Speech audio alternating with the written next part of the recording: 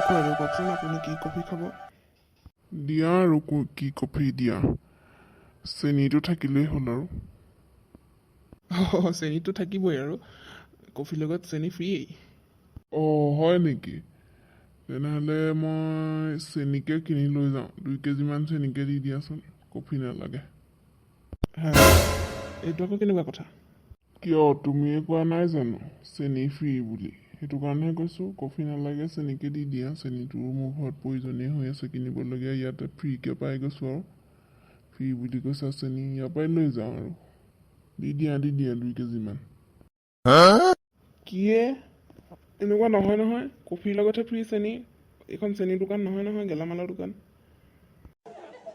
কিয়, অলপ আগতে দেখোন তুমিয়ে ক'লা। হে ভগৱান, কেনেকুৱা মানুহবোৰ যে আহে আৰু। আপুনি ভুল বুজিছে খুৰাদেউ, মই কৈছিলোঁ কিবা, আপুনি বুজিলে কিবা। বাকী এতিয়া কওকচোন, আপুনি কফি খাবনে নাখায়?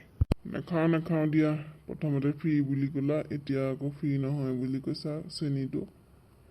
নাখাওঁ। হে ভগৱান, এইবাৰহে এনেকুৱা কাষ্টমাৰ লগ পাইছোঁ দেই।